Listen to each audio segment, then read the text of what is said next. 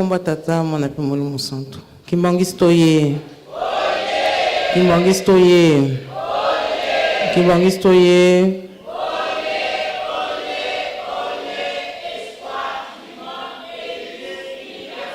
Bamamoye.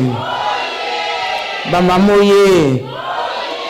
Bamamoye.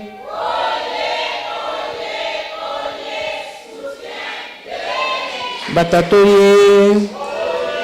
Batatoye. Batatoye.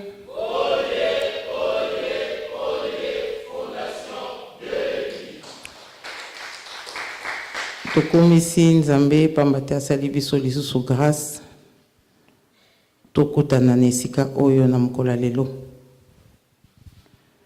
mingi balalaki na biso lobi na butu lelo na tongo balamuki te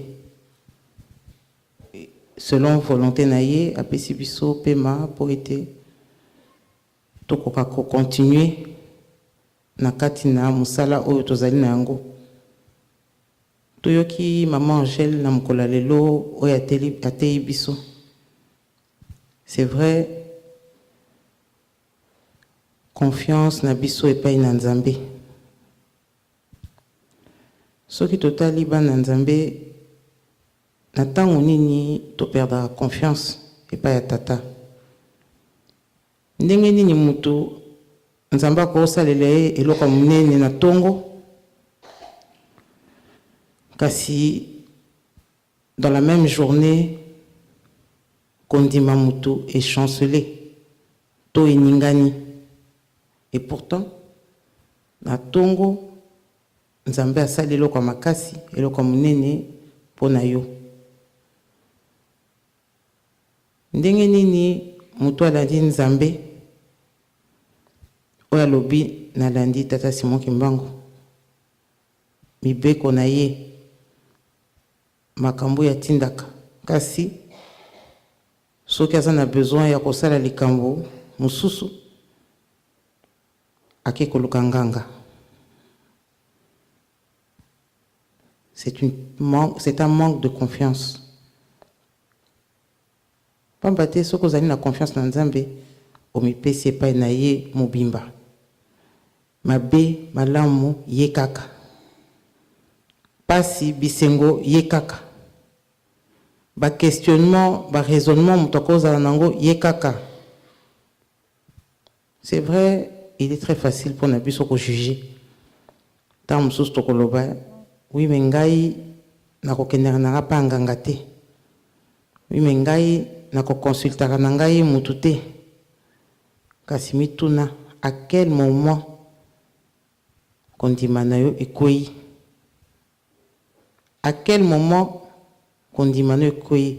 Est-ce que Nzambe akoki kozala kaka Nzambe na biso tango asali makama minene to oyo biso na kibomoto na biso tolobi ezali munene?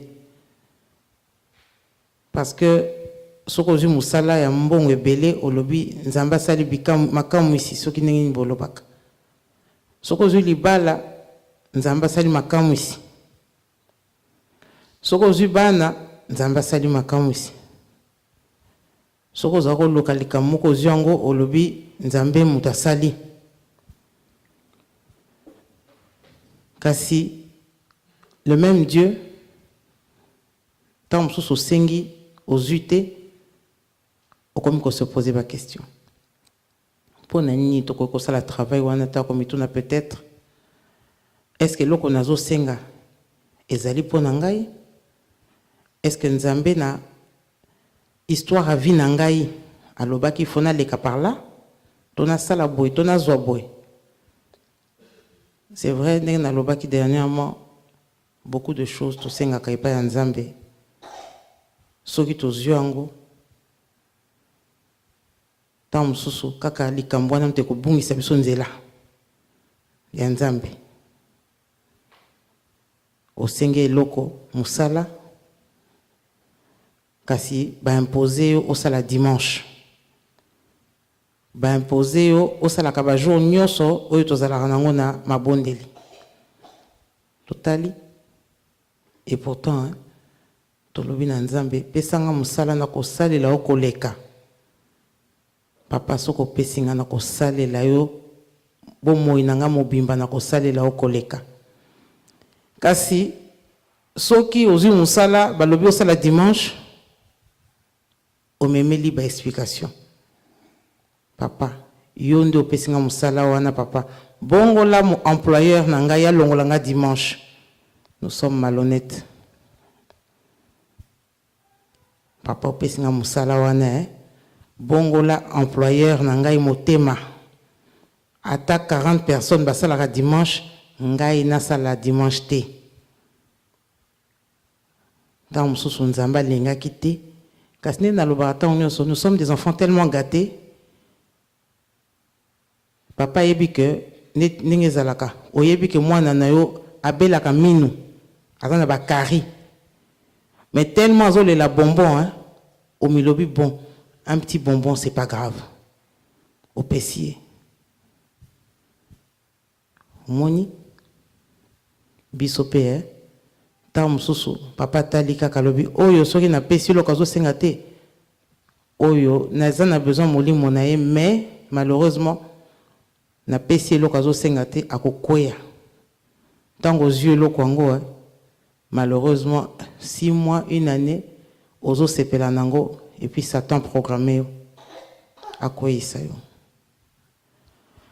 ya solo bana nzambe tozo fêter le 27 avril date il y a départ physique ya maman Mwilu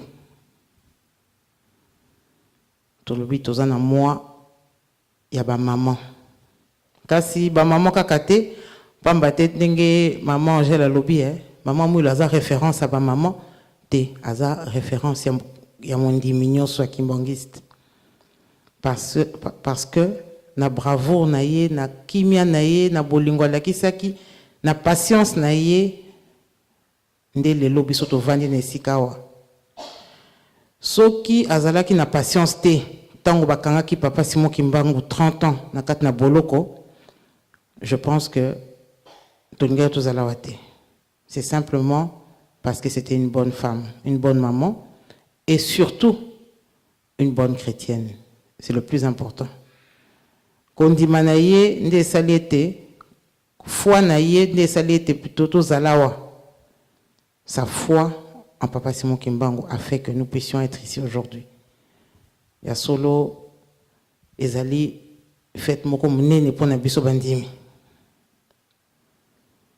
Maman j'ai la lobilika moko et pandinga motema c'est vrai et la rabiso nyos tam susu o vandina mutu pembeni olingaka été pour x y raison o sepelara na été tam susu bozalaka bien mais siko sepelara na été o sepelara ne lisusu te et koko yela mutu nyos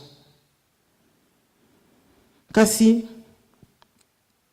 à chaque fois mon dimi il faut amata échelle moko na vie na ye ya chrétien. On ne peut pas se regarder comme des ennemis et puis partager la foi ensemble, les anormalités. Tokoki komita la loko la bayinité. C'est comme au mona bande comme sousou de total na télévision. To partager quand même Dieu, partager quand même religion. Quand c'est là ta bombe accueilli à bomi bateau, mais pourtant bazo sambela nzambe moko. Non, papa Simon Kimbangu abute aka koinanate. On ne peut pas partager la même foi et se regarder en ennemi, non. Je ne peux pas avoir un regard de colère envers maman Emilienne, ou bien papa Yves, papa Roger, je ne sais pas. Tu ne peux pas, on ne peut pas. Ce qui n'a comme kota la ndeko, na regard mokota msusu ya kanda, il y a un problème. Je dois travailler dessus.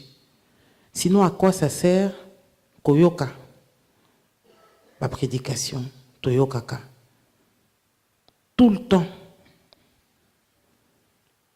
Vous ne pouvez pas prétendre bolingangai, c'est faux. Boko lingangate engana ebisio lingande konayo olobake ah maman en tout cas il n'a kokate mais tu dis mais tu prétends m'aimer non soki olingi ngai to lingi papa Simon Kimbangu to lingi ba papa lobi na yo likambo na ndeko il faut sila na logique nyonso likambo il faut sila ko parce que tu ne peux pas adorer quelqu'un tu ne peux pas dire que yé azali nzambe na ngai bon moi nanga mobimbe ezali ya ye mais mutu wana lobi aime ton prochain ozoko kolinga ete ou bien olingi ndambo ou bien olingi pas assez ou pas du tout non c'est qu'il y a un problème. Nous devons travailler sur nous, sur notre façon de voir les choses, c'est vrai. Mutoko peso kanda parce que ça arrive. Moi nanoko to boti akoyi ko peso kanda. Pe obimisi loba moko eza nzela te. Ça arrive. Kasi pasi ya mondimi ezali nini. Osili ke ozui kanda pe vandi nango à l'aise et comme normal na bomo na yo. Non. Grandeur ya musala tozana nango. C'est tellement, dans ce travail ou bien cette œuvre est tellement grande. 37 000 familles bakoufa, bakende ba déportation. Combien de personnes bakoufa pour nalikamboyo?